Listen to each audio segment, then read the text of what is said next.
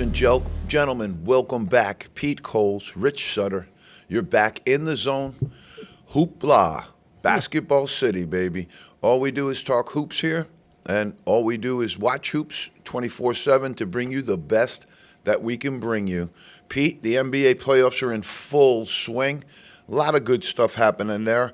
We're going to jump right into Pete's Corner, though. Pete's Corner is where we formulate some questions, and I want to also ensure the people, Pete does not send me the questions. We have no advanced knowledge. Every week, Pete enters into something similar to a papal conclave. The smoke goes up on Wednesday when we know Pete has finally formulated all the questions. And may he rest in peace also. The pontiff passed away last week between our shows, so may he rest in peace. Pete, there you go, baby. Let's go. Pete's Corner. Fire away. All right, question number one. Will the NBA League Europe, not yet formed, just go the way of the NFL Europe and be the dodo? Or will it replace NBA America? What do you think? I think we're more popular right now. The NBA basketball product is more popular in Europe than it is here. At least that's what the numbers are saying. I think they're trying to do something in Africa as well. I applaud those efforts. I think that in Europe, there's some real flavor for basketball over there. And if you've ever listened to some of the Serbian players that get interviewed and then you watch the home court that they played on, you know, where the place is almost like it's like a soccer match in there. The place is electric. The crowds are incredible. And those if they can get some of that to translate for the NBA, I would seem so. But I guess it goes to a different point of your question where possibly is the NBA just looking to move their stuff around? Battle test, you know, that was a great match. Or is the NBA trying to, is this a way not to fix the problems at home? I guess is what I'm trying to say. Is this a way around, a workaround of trying to fix the problems at home? Because they have significant problems at home. They're aware of that.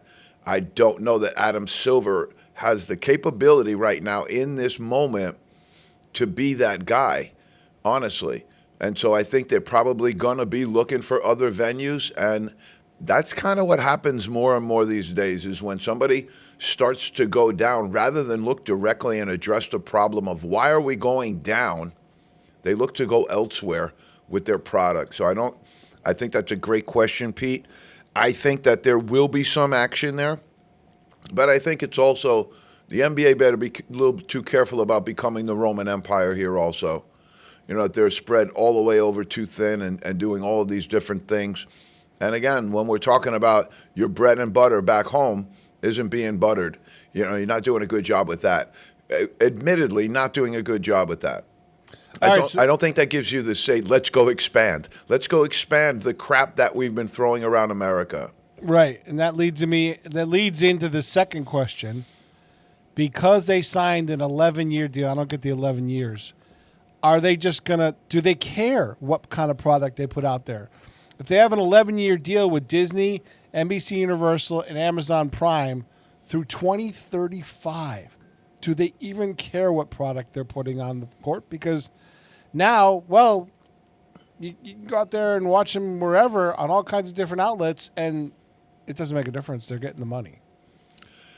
I'm in agreement with you, and I don't, when you sign contracts that long in advance, you certainly are putting a lot of the onus on the people who are offering the contract. They're taking a significant risk.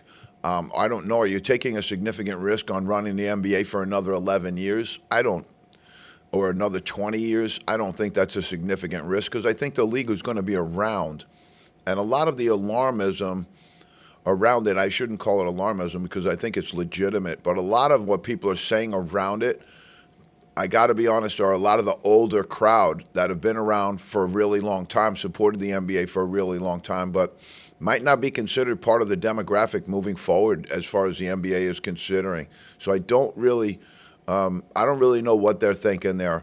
But the television thing buttresses and supports the whole thing. You taught me this as soon as I came through the door. This is the TV's all the way the whole thing now. And are they going to go away anytime soon? No. Are they now?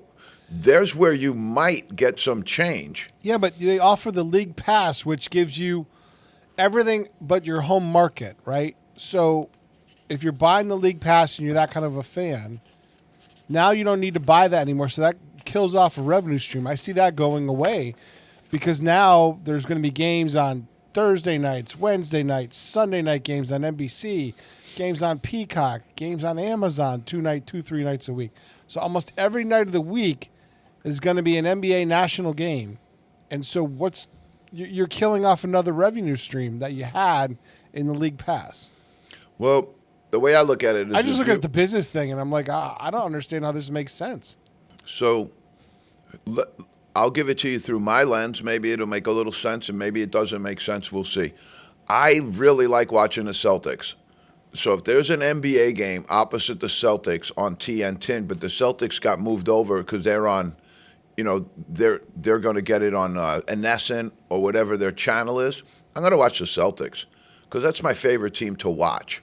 So I think the NBA should consider that as well, is offering up demographically kind of driven packages or locally and regionally driven packages where you can watch your team every single night, but you have that on your cable already.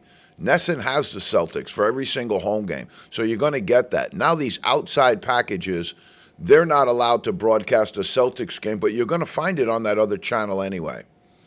So I think where they've gone wrong is trying to get to the point where they think that people might pay for this outside of their cable package, like go above and beyond and go into some other agreement where, like, you could go and get Sirius Radio or something like that. And I think the NBA is going to try and go that route sometime where you're going to, buy into these packages and you're going to have to buy it all, and that's where it's going to get a little dicey. But if you want to watch it, I think that's what they're going to do is because, like you said, they're not going to admit their fault. They're not going to try and change. What they're going to do is strong-arm their customers, most likely.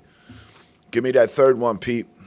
All right. So I watched a documentary over the past couple of days about players from the 80s, 90s, 2000s, 2010s saying that because the game has become a Moneyball analytics game, it's gotten incredibly boring. Do you agree with that? I think the game has gotten boring for other reasons also, but yes, I do agree with you 100%. The game is boring. And one of the reasons the game is boring, and I got to be honest, I'm going to hit some of my guys in my own profession on this, is one of the reasons is coaching. There's way too much going on. Way too much going on. The free flow of basketball is better to watch than a coach calling out a play every single time down the floor. And that play is so unimaginative, so unwatchable every single time down the floor that everybody, because like I said, coaches, they all do the same stuff. You'll see one person do something, then they all follow it. So now everybody has a high ball screen. Every play has a high ball screen. You run around and do this and that and everything else, but we come back high ball screen. I mean, when I played, you hardly ever used that.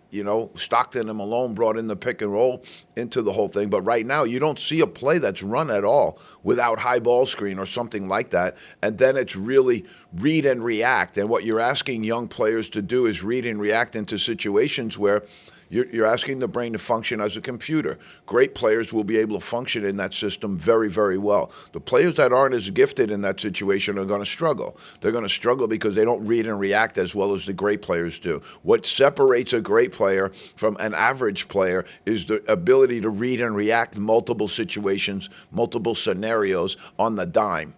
Steph Curry, LeBron James, Anthony Edwards, you watch their reactions. Somebody jumps up, it's a defender, boom, they go around them, they make a pass. They know exactly what to do under all of those circumstances because their brain makes the right reads.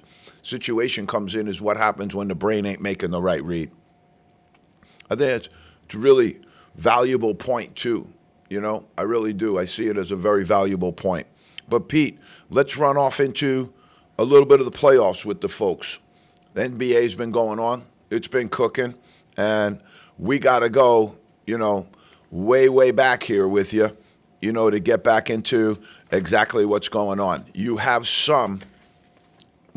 I would say most of the first round series have been concluded. You've got really, really good action in some series. And this is the assessment that I've made. You got really, really good action going on in some of them, and some of them have been absolutely awful and unwatchable. So this is what happens. I said, maybe in this scenario, you're going to get a little bit of taste when the television people start to come in and say, hey, we spent a lot of money on this. All right, you need to fix it. And when they come in and they start saying, okay, we want to get involved in fixing this, hold your hat. But it might cause, if they're smart, they'll stay in their lane, but they'll say, fix it. I'll go back, and we're going to brush on this point a little bit later when we talk about NIL. When you're talking about NIL, that stuff's hugely overstepped, in my opinion. The courts, everything way, way overstepped, in my opinion. We're going to talk about that. But let's jump in where we left you off last week. Okay, so we're talking about NBA playoffs. You're in the middle of the first round. Good action going on. Like I said, some series really, really good. The Clippers and the Nuggets, everybody I talk to is loving that series. Really, really liking that series. Anybody who watched the Thunder and the Grizzlies is going, why did the Grizzlies even make the playoffs? So there's been a lot of that disparity, but there have been some little good baselines. You know, the Pistons are giving the Knicks a lot more than they thought. The Warriors got out on the Rockets, but the Rockets came back and blasted them last night. So now you got a couple of scenarios where you're 3-2, and you got a couple of scenarios where you've got these really, really good teams right now polishing off their opponent in the first round. 1, 2, 3, 4, and out the door they went, and now they're resting. That's what's beautiful right now in the NBA scenario. That's what everybody's looking for, is rest. You get to rest your best players, get to heal your injuries. You get to reconfigure and get ready for your next opponent. And you're waiting now to see who's playing. And the teams that are playing are getting worn down. Those teams in those 7-game series who are up, I'll give you an example. You have the Knicks and the Pistons in a much tougher series, I think, than the Knicks would have imagined. The Knicks are up 3-2 right now, but that Pistons team is giving them a lot to handle. And if that game goes to 7 games, now you got the Knicks going all the way through to try and handle an opponent that everybody probably thought, they should handle them in 5, maybe 6. If they got to go to 7, guess who's waiting for them, Pete? The Celtics. And the Celtics are resting. The Celtics took care of business. The Celtics sent the Magic home in 5. So you got a lot of scenarios going on here. But right now, I'm telling everybody in the zone, the name of the game right now is rest, relaxation. Let them get reconfigured, because the other teams are wailing on each other right now, trying to get out of that first round. Should these earlier series be 5 games? I think this NBA playoffs thing is stretched out almost longer than the whole back of it. And if you wanted to go to 5 games, I would eliminate the play-in, really. I would get rid of those play-in games, because those are some games against some really bad teams. Most of them didn't even have 500 records. And I think there has to be some standard set for saying this is a good team and this is a team that's not a good team and doesn't belong in the playoffs. And the more you open it, that's when you're going to get those blowout series when Memphis comes through and then they get tightened up with the Thunder, and all of a sudden the Thunder's so much better than them, the games were not even watchable. Pete, we have a new phrase that we're ready to break out on In the Zone. We've broken out a few, all right? Okay. But please give me my clip that I sent you, if we can find it, of the New York Knicks back in the day, had won a series. I got a video clip of that. Oh, love it. Love it. This is the New York Knicks back at, no, this is.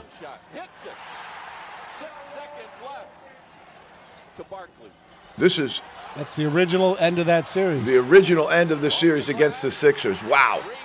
Look at this. Charles Barkley out on the floor. So this is Mark Jackson, Patrick Ewing. The Knicks win the series.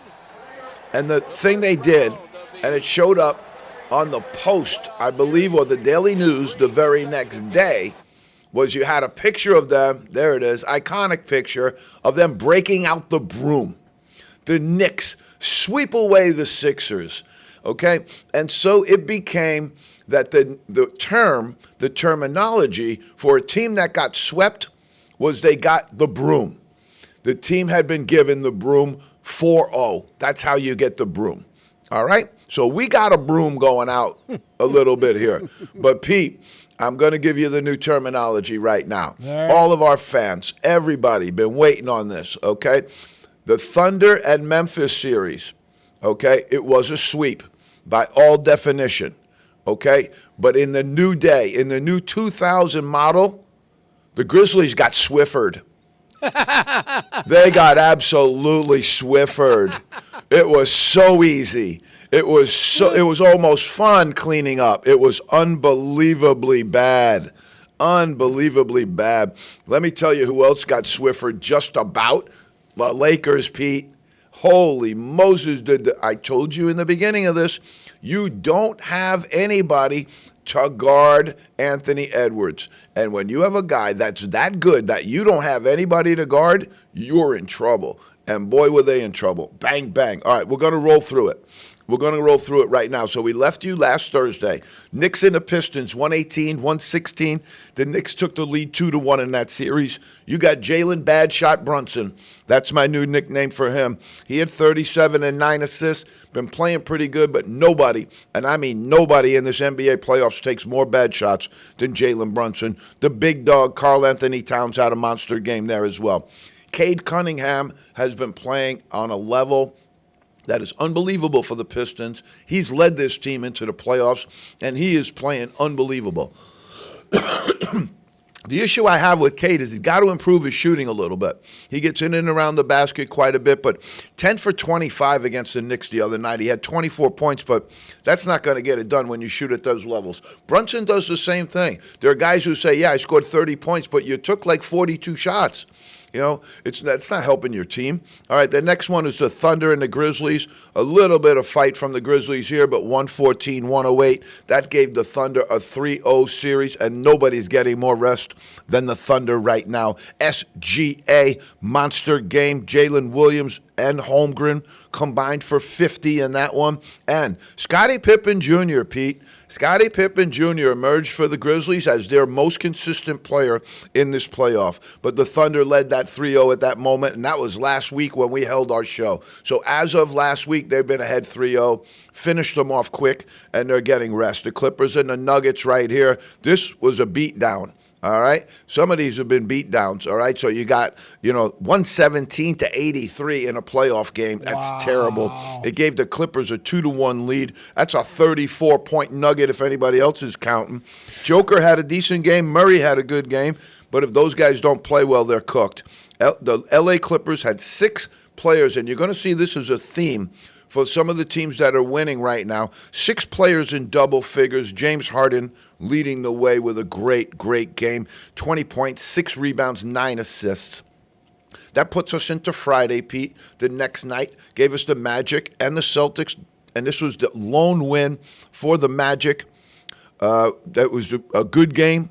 Tatum has been playing unbelievable right now. They got him. This is what happens, too. The NBA has been trying to mix it up, play better defense. As a result of trying to play better defense, they've had some dirty stuff going on. Guys getting pulled out of the air. Jason Tatum absolutely got pulled out of the air like kryptonite on Superman. He's going flying through the air, and somebody just pulls him down onto the ground. You remember when Joe Mazzulla and the trainer, he held the trainer back and said, get up. Well, Tatum missed the next game, but since he's been back, they've been paying for that. All right, there's been retribution because Tatum's been out of his mind right there. 36, 9, 4 assists. He led them and doing a great job. The Celtics have not had Giroux.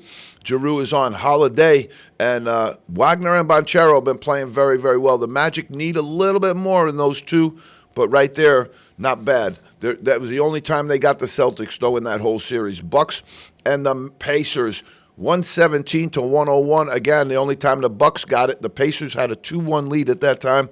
Siakam, Halliburton, 1-2 punch there. We're going to show you a clip a little bit later as we get through this. And then you got Giannis. And the big surprise in that one has been Gary Trent Jr. playing fabulous basketball right now. The Timberwolves, again, they take the Lakers to lead 2-1. And LeBron had a monster game, 38-10. Really, really good game.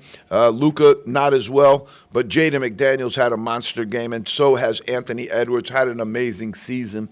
puts us up into Saturday of last week, Pete. The Cavaliers manhandling the Heat. This was a Swiffer. This was a Swiffer. If you're Eric Spoelstra, you're sitting there shaking your head going, how did this happen to me? I played in the finals. I was right there 2 years ago. I had a shot, and now all of a sudden getting throttled by the Cavaliers, absolutely throttled by the Cavaliers. 124-87 in a playoff game. Wow. Gave the Cavaliers a 3-0 lead, and that was a Swiffer, Pete. Cavaliers have gotten 6 players in double figures, 5 players in double figures every night. Their balance is their strength. Been talking a little bit about Ty Jerome because of my relationship with his dad. What a monster series he had. One of the lone bright spots, I thought, for the Heat. Tyler Herro up and down during that season, but Bam Adebayo played very, very well the entire time during that season. The Thunder and the Grizzlies. Thunder, just looking really good. 4-0, just smoked them. Just absolutely smoked them. SGA, another monster performance. Scottie Pippen Jr. was the lone bright spot for the Grizzlies. A little disappointed in my guy Zach Edey. Didn't really have it, but that was the Swiffer right there. Nuggets, 101 over the Clippers, 99. This is why people have been excited about this series. Good basketball is played in the 100 range, 99 range. That's a good basketball game. You get it to 140, 137. Nobody wants to watch that Chuck and Duck show. You get in here 101, 90. Everybody's watching, playing D. You got to really make good shots and play and hit hard shots. Everybody likes that. That tied it up at 2-2. It has been the best series of the group first so far that I would say first round series. That game has been. The Joker has been playing well, but over on the Clippers side, Kawhi Leonard is being refurbished and feeling reinvigorated. And James Harden's had a very good season, 15-11 in that game. The Warriors over the Rockets, 104-93. This gave them a little bit of a stranglehold in the series, and it was a tough one for the Rockets. Curry came out, monster game, 36, 7, and 9 assists. A big, big game for him. The Rockets were 14 of 24 from the free throw line in that game, and that didn't help. I'm not saying that was the differential, but as you're missing those free throws all the way along through the game, it's disheartening your team. They're like turnovers when you have missed free throws. Okay, Sunday, we go into a big Sunday. The NBA's been doing a decent job of scheduling anyway, because every single day that you've gone through this in the playoffs so far, you've had at least 1 or 2 games on, sometimes 3 and 4. It's been a little bit of overkill sometimes, but, watching it on a Sunday when they give you 2 in the afternoon and then 2 at night, I kind of liked it, Pete. I got to be honest. Not much to like about the NBA, but I'm going to give them a prop every once in a while. This was the Knicks over the Pistons. This has been a good series, too. Not quite like the Nuggets and the Clippers, but it gave the Knicks a 3-1 lead. Brunson played well. Towns played well. Again, Cunningham has just been the kind of the low force for the Pistons. He's kind of been playing on a one-band show there. The Knicks were 15 of 33 from three-point range, though. Shot 45% that game, and if they could do that and continue that, they might be able to compete with the Celtics if they can operate at that level. I think they're missing some people. I think they're missing Dante DiVincenzo. I really do. And I think they're really missing Isaiah Hartenstein that they let go to the Thunder. That was a bad, bad mistake. Here's the Lakers and the Timberwolves, 116-113. That gave the Wolves a 3-1 lead in the series. It's been Luka. He had 38 in that game. Only 1 rebound, though, in that game. It was amazing. He had 38 points, but 1 rebound. LeBron played well, but Anthony Edwards and Randall were just too much for them. Anthony Edwards had 43 points, 9 rebounds, and 6 assists. When I say they can't handle him, Pete, you got to trust me. They can't handle him. The Celtics and the Magic gives the Magic a 3-1 series lead. Tatum, another monster game. Don't pull him out of the air no more. 37, 14 rebounds, and 3 assists. Unbelievable. Boston this is staggering, Pete, caught 6 points off the bench. Only 6 points for the Celtics off the bench. All right, but that got them the 3-1 lead. Pacers and the Bucks. Pacers took a 3-1 lead. Just 7 players in double figures for the Pacers in this game. Halliburton, 17 points, 15 assists, 8 rebounds. Young man's playing at a very high level. Giannis, 28, 15, and 6 assists. The only guy has been Gary Trent Jr., who's been over there helping them. Unbelievable. Giannis has been trying to carry that team the entire time. Let's shift to Monday. We had the Cavaliers and the Heat, 138-83. Swiffer, you got it on the chin right there, boy. That ended the series 4-0. The Heat said, let's get back to Miami and hit the beach. That's embarrassing. That's a 55-point smackdown. 55-point smackdown. That's just embarrassing. Did they belong in the playoffs, Pete? Not getting beat that bad. Either that or they gave up. And they should have thought about that long before when they gave Jimmy Butler to the Warriors and got absolutely nothing in return. Bam, 13-12 that night. The Heat were 10 of 49 from three-point range. Ty Jerome, 18 points, 3 rebounds, 5 assists off the bench in 21 minutes of, a scorch fest. Warriors and Rockets. Warriors lead 3-1 in this, and this was a big, big game in the series. They just came at it. Van Fleet was, had a decent game, but not much else. They just really, really gave it up. Sengun had a decent game, but the Butler was the one who did it. 27-5, 6 assists. And Podziemski, 26-5-5. I heard somebody telling him on the bench the other day, if you do anything but shoot the ball, I'm going to kill you. And so far, he's been listening, shooting the ball, and nobody has to kill him then. Warriors took a lead there. Quentin Post was a guy I said I thought the Celtics should draft last year, late in the first round, for some first little second-tier backup big man. He's tough. I like him. He's playing for the Warriors. He's a rookie, doing a really good job, but they broke out the Swiffer. And now we move into Tuesday because you're closing out some series here now. You see right now you got the Cavs just about done with them, blowing them out. You got the Grizz getting some rest, they're getting ready for the lottery, and the Thunder getting some rest right now by blowing them out 1, 2, 3, 4. Smart move by them to get rid of them and get the rest. Here you go with the Pacers and the Bucks, 119, 118. Pete, can you roll me the clip of Papa Halliburton? All right, here's the end of the game. And we clipped it. Now this is a bad turnover. Okay, it just rolls out of bounds. They pressed a little bit, but all they had to do is just eat the clock up right there, get fouled, and the game was over. Instead, they turn it over, and watch this crossover by Tyrese Halliburton coming down the other side. Halliburton, he puts on this crossover right here, gets the switch. One of the reasons you shouldn't switch, goes right by, boom, layup, end of game. Great play. Tyrese Halliburton, great game. All right? Now his old man, after this, so the Bucks come in disarray. They're just in shock. Catch it, toss it. That might not have even gone, even if it went in, because it looked late. Now the Pacers are celebrating. Halliburton, great moment. Game-winning episode. Really, really coming into his own into the NBA now after several years. Establishing himself as a great pro. A classy pro that really plays hard every single night. And then his father jumps out onto the court and decides to get into it with Giannis Antetokounmpo. Waving a flag in his face. You don't see the whole episode of it here, but that's most of the people coming in to separate them.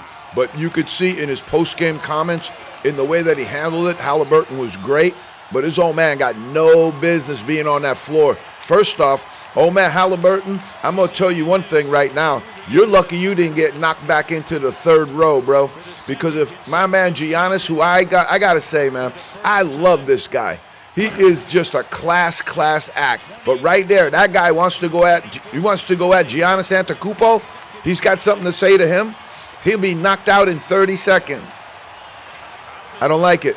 You get to say whatever you want now. You get to run up into people's faces. I wouldn't have minded if Antetokounmpo picked him up and threw him about 30 feet from him. That's what happens, though, these days. You took Everybody thinks they're entitled.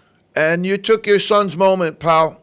You took your son's moment. Now everybody's talking about you when it should have been talking about your son. Unbelievable.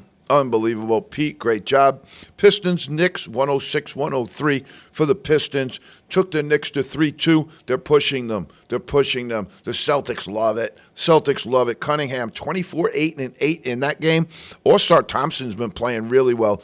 Both Thompson twins have been playing very, very well. These young guys that were drafted, early in the, they're really paying dividends for their teams because they might be two of the best athletes in the whole league right now, and they're both 6'10". They're very, very bright futures on both of them. Halliburton, has been playing great, but these guys, second year in the league, first year in the league, man, they're playing pretty good basketball. But the Pistons, 106-103, that series has been tight all the way through. Brunson, that's what I'm talking about, 4 for 16 in that game. The Knicks had 6 players in double figures, but Brunson 4 for 16. Got to do better than that. You can't shoot 25% when you're taking the majority of your team's shots. All right, Celtics 120-89 over the Magic. Say goodbye to Hollywood for the Magic. I thought they would have put up a little better fight than this. Celtics, without Holiday, I'm thinking, wow, the Magic might have a little opening there. Nothing. Celtics cleaned them, took them out. Wagner and Banchero both had great series, 25 and 4 for Wagner in the game. But again, they woke up Tatum, 35, 8 rebounds, 10 assists, 2 rebounds shy of a triple-double. Jaylen Brown had a very good game, 28, 6, and 3. Holiday is on holiday, though. I'd like to see the Celtics get him back if they're going to go deep into this thing. Nuggets, 131, 115. They lead the series 3-2 over the Clippers. Jamal Murray, we've been asking Pete, where is Jamal Murray? Everybody looking around, where is this guy? What happened to this guy? Well, guess who showed up? Jamal Murray, 43 points, 5 rebounds, 7 assists, and he took on the Clippers all by himself. Joker had 12 assists because he knew his man was cooking, and he played along. Zubac, 27. Kawhi, almost a triple-double, 20 points, 9 rebounds, 11 assists, 1 rebound shy of a triple-double. Brings us all the way up. We're almost closed, Pete. All the way up into Wednesday. The Rockets and the Warriors. This one's turned out to be a great, great series. And this game was last night. I watched this game. It was a systematic and stylistic change brought on by Coach Ime Udoka and his staff that won this game.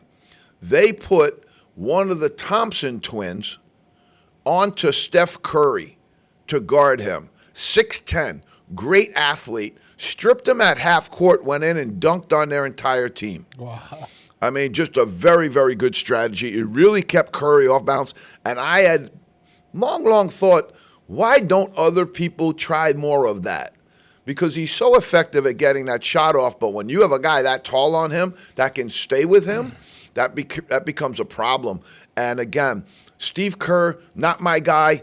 They got to run some different screens for him in those scenarios. You got to get that big guy off of him. You got to get Draymond to press and get down and get him off of him and get him open. All I saw was them just letting Curry go one-on-one against this 6'10" guy who was clamped in, ready to roll. And, man, the Rockets came out last night. They're like, we're not losing this game. They just had that look about them. They're a young team. They're mercurial, but I like this team a lot. Warriors lead the series 3-2. But again, the Warriors coasted in this game because they figured they can go back to Golden State and get it. You might have lit a fire in these Rockets, though, because if they come out and play like they did last night, they were clearly the better team last night. Butler, 2 for 10, 0 for 3. He was probably mined back in Miami as it was already, and he's thinking about maybe the offseason, but they're back in Golden State. Steph Curry, another non-great shooting game. The Rockets' defensive strategy won the day. It also propelled All-Star Thompson to 25 points, 6 rebounds, and had a monster game. Freddie VanVleet, they got into his face a little bit, just like when they pulled Jason Tatum out of the air. Sometimes you got to watch what yard you bark that dog into, boy, because then all of a sudden VanVleet's been on fire. 26 points, 8 of 13 from three-point range last night. It was hard to watch because even they contested him very, very well a couple of times. He still scored on them. Timberwolves and the Lakers. I stayed up late for this one, Pete. Had to have the espresso and the Sambuca. Had it cooked up early. And 103-96, I just wanted to see if they would finish them, and they did. unbelievable. Rudy Gobert, another guy you shouldn't have woken up. 27 points and 24 rebounds. Lakers are wondering about that Anthony Davis trade for Luka right about now, I would say. Edwards, again, sensational floor game. He's just a floor general. 15 points, but 11 assists. LeBron and Luka combined for 50, and Rui Hachimura had a very good game. But you know what you're saying to the Lakers right now? See ya. Wouldn't want to be ya. No bueno. First round exito. Okay, now you got tonight, and this is going to go in maybe because you don't know. You got 2 games tonight that are 3-2s. Do they get stretched into game 7s? You don't know. If they do, the NBA's got to back it up a little bit, got to wait a little bit, but then they can start some of the other things that are already going to be in motion. All right, so we're going to catch you up on all of that. Knicks and Pistons, 3-2. Boston is waiting for the winner. So Boston's cool. They're ready, but this could drag because the Pistons are playing real well. If it drags into Game 7, the Celtics might get to that zone where it's a little bit too much time off also. All right? Nuggets and Clippers, again, 3-2. They play tonight, and they could finish them, or the Clippers could take them back and push 7. If they do, the Thunder, again, gets a little bit more rest, but you might be pushing it into that zone of, all right, have we had too much rest? You want to keep rolling a little bit, especially if you're playing well. You know, if you're not playing well, you know, you might want to pull out a little bit and say, let's see, you know. But let's give you some baselines, Pete. All right? This is a playoff baseline narrative, right? The Cavaliers took out the Heat 4-0, wasn't even close. The Pacers are up next for the Cavaliers. That could be a pretty good series. I'm thinking that's going to be good. I think the Cavaliers can handle it, but the Pacers are playing very good basketball right now. But I'm sure they're going to be running old man Halliburton on tape in the Cavaliers locker room from now until the beginning of that game. Motivation. Celtics disappear the magic. It was a magic trick by Coach Mazzella and staff. They await the Knicks and Pistons winner. I think the NBA's hoping for the Knicks there. Knicks and Celtics in an Eastern Conference semi would be something I would like to see myself. Pacers defeat the Bucks 4-1. They're going up against the Cavaliers. That's the reward they got. And the Knicks are over the Pistons 3-2 right now, and the winner gets the Celtics. Thunder tased the Grizzlies. They tased them. 4-0. Nuggets and Clippers winner. That's who they'll face. The Warriors lead the Rockets 3-2. That ain't done yet. The winner of the Wolves and Lakers is who they're going to get, so they're going to get the Wolves. The Wolves took the Lakers 4-1 last night, and they get the winner again, Warriors and Rockets. And the Nuggets take the Clippers to a 3-2, and they got the Thunder up next. Okay, Pete, we got a couple of NBA things to bring you. The Halliburton dad thing, oh, my God. You're standing on the shoulders of giants, and you think you're flying, bro. All right. They have to have better security, Pete. These guys are worth millions of dollars. How did he get out there? This is a team celebration, coaching staff. How is he on the floor? How is he anywhere out there? All right, Stephen Castle, former UConn Husky. They're howling. They're howling down in UConn, Pete. I'll give you 2 pieces of information why they're howling at the same time. We'll catch it up. This is NCAA, NBA tidbit. They're howling down in Husky Nation because Stefan Castle has been voted NBA Rookie of the Year. Well-deserved. He had a monster year for the Spurs, especially considering Wembanyama was out, and their coach, Greg Popovich, missed a good part of the season as well. He got 482 votes, pretty strong. Zachary Resacher, 245 votes. Jalen Wells, 123. Alexander Sarr, disappointing first year, 34 votes. My guy, Zach Edey, 10. Kel'el Ware got 4. Matas Buzelis got 1. They missed a boat on Buzelis. He's better than that. And McCain, he got injured. He was playing great basketball for the Sixers. He got 1 vote. But that's how it went with that voting for that. Pete, I got a little bit of GOAT stuff for you here. Here's some GOAT stuff. They go, LeBron, is it Michael, is it this, is it that? Here's a little bit of something that you might want to put into your formula when you're trying to decide. We don't decide here for you. We let you formulate your own decisions. But in 82-game seasons, Michael Jordan did it 9 times, Pete. played in every single game 9 times. Kareem, 5 times. Kobe, 4 times. Hakeem, the Dream, 4 times. Wilt Chamberlain, 4 times. I thought he would have been higher than that. Larry Bird, 3 times. Tim Duncan, 3 times. LeBron James, how many times, Pete? 2. Once. Okay, we talked about the Milwaukee Bucks. We talked about the Pistons last year, and we said, my God, they were the worst team in the league, and they were the worst team in the league by far. All of a sudden, a couple of changes, a couple of moves, bringing Tobias Harris, a veteran. They got Cade Cunningham, but they get off the deck and move into the playoff scenario right now where they're giving the Knicks everything they can handle. What a great, great storyline for Detroit. Great, great storyline for the Pistons franchise. All right? Now, who is maybe in the best shape of the NBA right now? You probably would say it's OKC. Sam Presti, their general manager, done a wonderful, wonderful job accumulating picks. They've got a great young team, and they've got a lot of draft picks coming up. I just don't know where they're going to put them all. You know, who's in the worst shape right now, Pete, as a franchise? And it might be, I'm sad to see it too, because I used to love to watch them, the Milwaukee Bucks, back in the day. But right now, Dame Lillard took that Achilles injury. He's 34 years old. That's the equivalent of a 90-year-old person falling down the stairs, folks, at that point of your injury. It's not good. A lot of times it ends the career. Now, you will not possibly even see him back in 26, most likely, and then 27 is about as early as you're going to see him. Maybe if it's a miracle, you might get him in the middle of 26, but you might be rushing that as well, too. They don't own any first-round picks in the 25 draft. They have no first-round pick in 27 or 29. They don't own a first-round pick until 2031. Holy cow. They have 6 current free agents.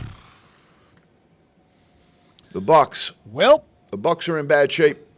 Now, nice to know you, boys. You can throw the Wizards in there. You can throw the Jazz in there. You can throw the Pelicans in there. There's a few.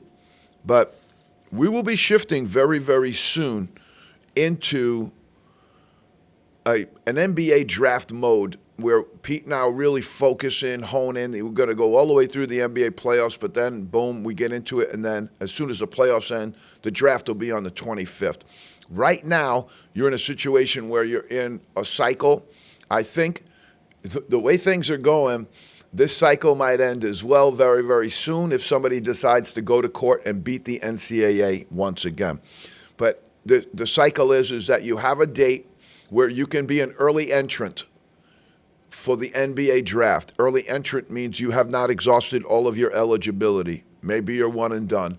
Maybe you're a sophomore, junior. But you haven't played your full eligibility out. You're an early entrant. You get a time period to put your name in as an early entrant.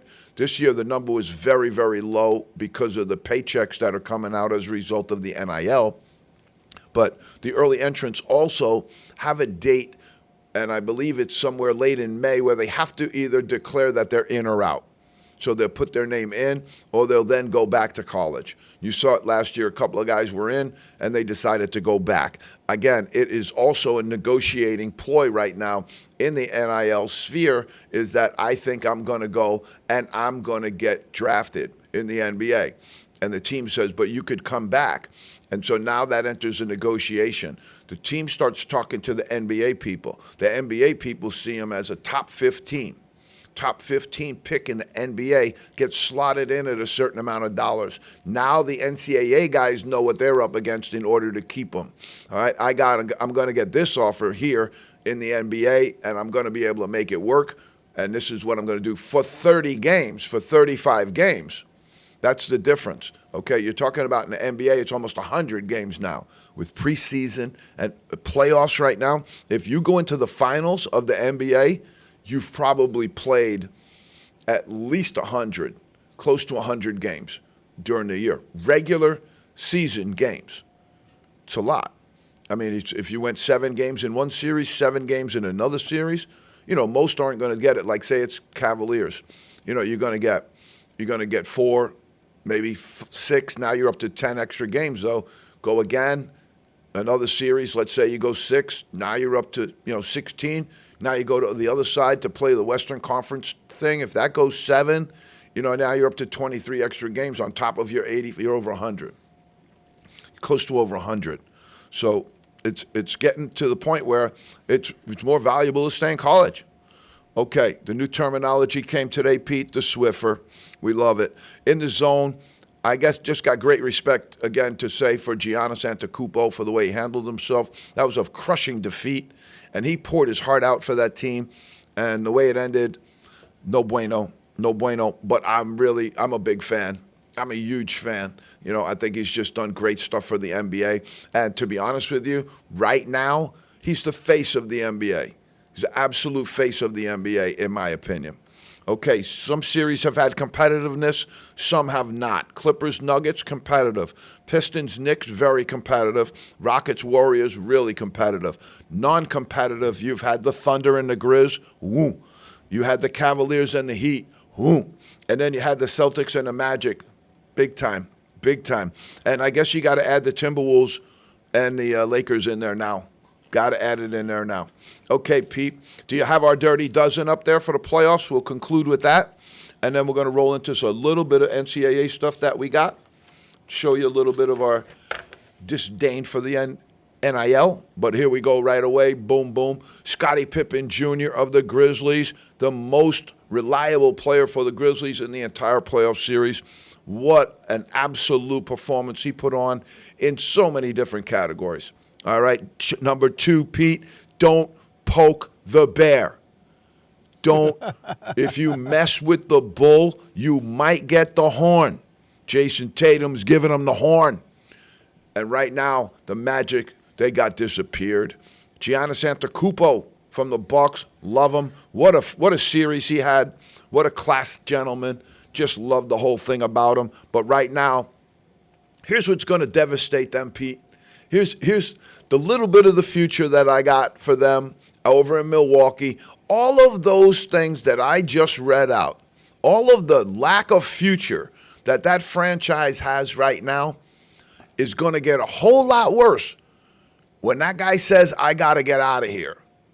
When that guy says, you don't have enough around me to make me successful, I'm going to go play with the Knicks, the Lakers, the Bulls.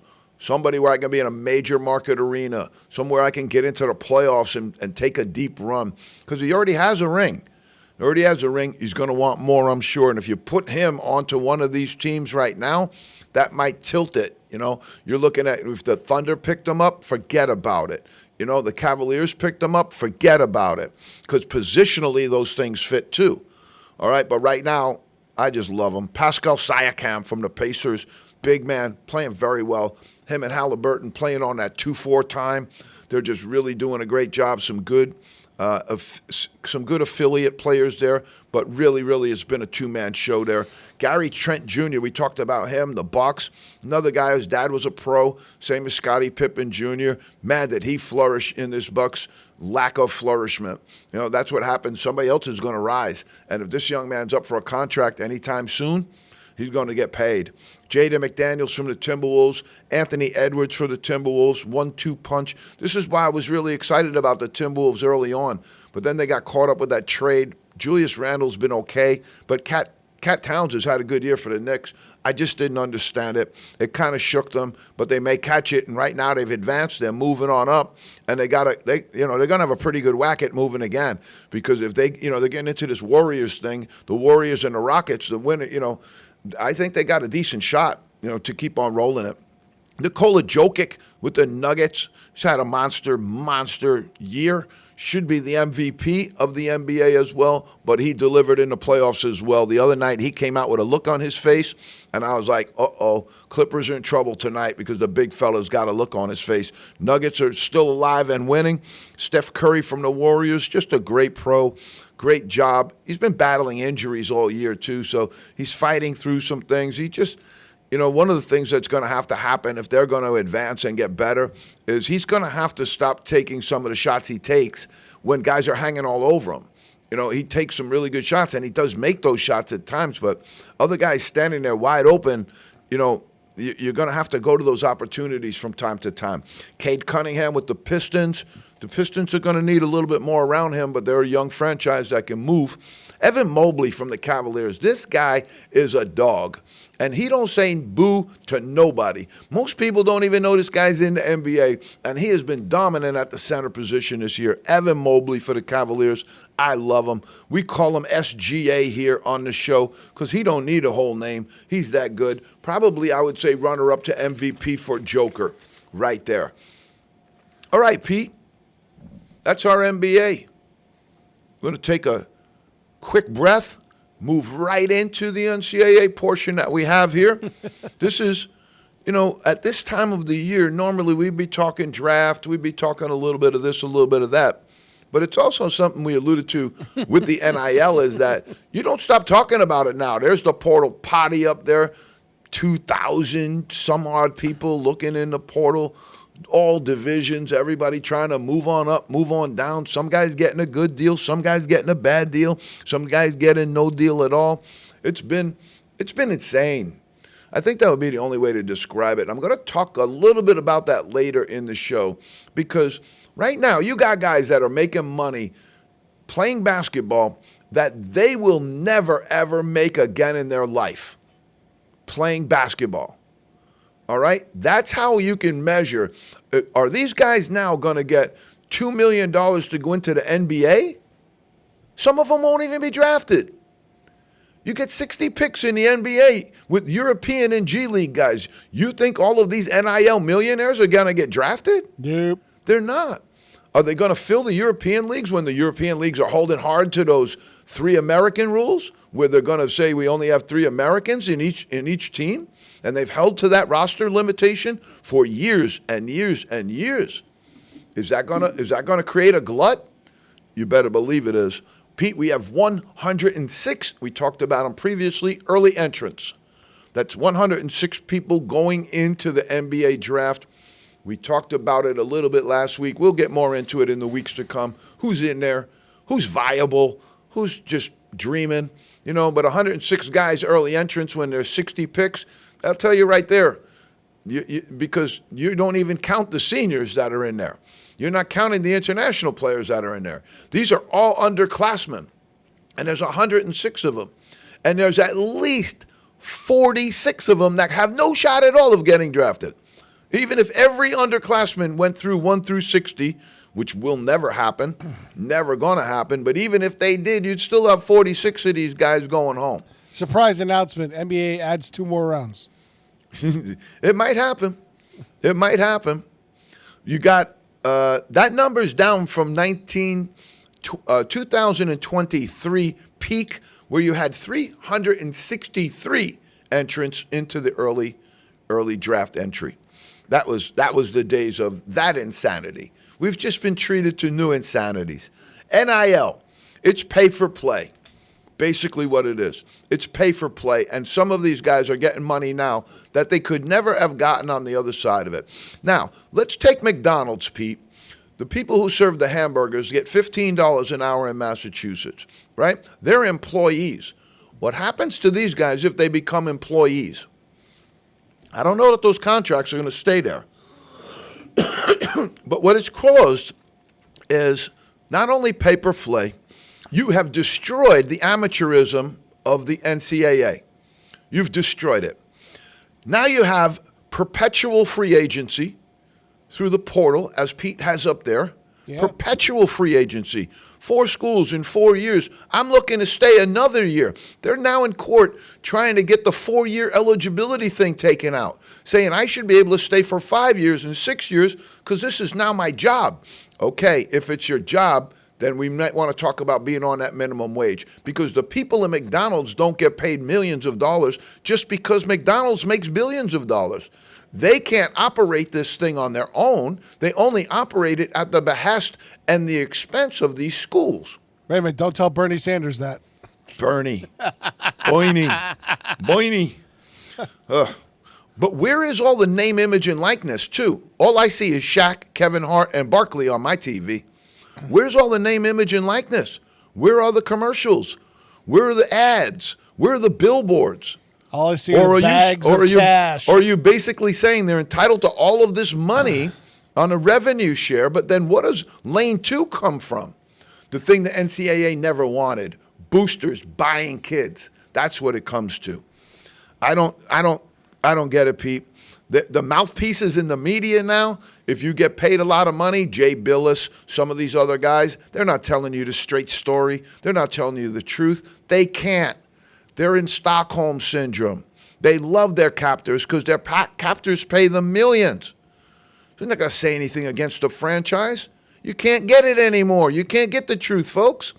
All right. Kentucky is spinning off its athletic department, the entire athletic department, into an LLC in order to prepare for the upcoming revenue share. Unbelievable, Pete. Elijah Arenas, son of Gilbert Arenas, NBA pro, was in a bad accident. We're wishing for his recovery, hoping things go well. He was scheduled to go to USC, and it was a terrible crash. He was just recently released from the hospital. Number 13 player in the 2025 class. Has the NIL fostered, here's another one, Pete, has the NIL fostered a Euro approach to recruiting? Look at some of these rosters now coming in. I don't know if they have to pay them the revenue, if they're entitled to get revenue if they're European players. I think they would have to get that revenue back home. They would have to get that name, image, and likeness stuff back home. That may be why a lot of these schools are now looking at the European players, because it won't cost them as much. Another unintended consequence here, but every single young high school kid and family out there right now that signed up to play basketball is absolutely getting compressed into a car that they sent through the junkyard. They're compressed. They're not getting any attention, not getting any of the scholarships, not getting any of the NIL money, because everybody wants to stick around forever. Now you're seeing the results of this. Where are the courts? They don't care. It's just a bunch of people getting clocked in the head. It's just terrible. It's terrible. And so Shaq takes over here again. We're going, this is like, if this guy can't get enough attention, Shaq takes over as the general manager of Sacramento State. Mike Bibby, the former NBA star, is the coach there now. Is this what it's going to come out to, folks? We just got to buy players. We got to bring in people with access to money, and we've got to go out and buy the job. Several NCAA Division I jobs have been bought already. They've been bought and paid for already by Daddy, by the boosters, by a bunch of different people floating around this thing, and I can guarantee you, this is what they fought against for all these years. This is what they used to put people on probation for. But Shaq now takes over as GM. Husky comes home. Alex Caravan, that was the other good piece of news we had for the Husky fans. Alex Caravan will return for the UConn Huskies. Good move on his part. I think if we had our NBA pre-draft right now, I don't see Alex Caravan being in the top 60 picks. I think it was a good idea to return. Aiden Mahaney is leaving UConn, heading back out west to UC Santa Barbara. UConn also has elevated longtime assistant coach Tom Moore to general manager role, and they have brought in a assistant coach from Villanova, Michael Nardi, longtime player from New Jersey and also Villanova star. In the current setup, Duke's success, they talk about Duke and all of this. In the last 10 years, has their success created a program disadvantage, Pete? I think we're going to have some facts here, okay? The one-and-done Kings that was originally Kentucky and the Calipari crew, that led to them losing to St. Peter's and Oakland. It hasn't really hit that level yet at Duke, but they have not won a national title in the last 10 years, despite 36 five-star recruits. That's 3.6 five-star recruits every single year, no title. 28 McDonald's All-Americans. That's 2.8 McDonald's All-American every single year, no title. 18 first-round picks, 9 top 5 prospects, 8 lottery picks, 7 top 10 prospects, 3 number 1 overall prospects, 2 NBA number 1 draft picks, and I think if Cooper Flagg goes number 1, it's soon to be 3 in the last 10 years, but they're losing their players so quickly that they can't keep them all at the same time to make that run. This is about as deep as they've gotten in a while.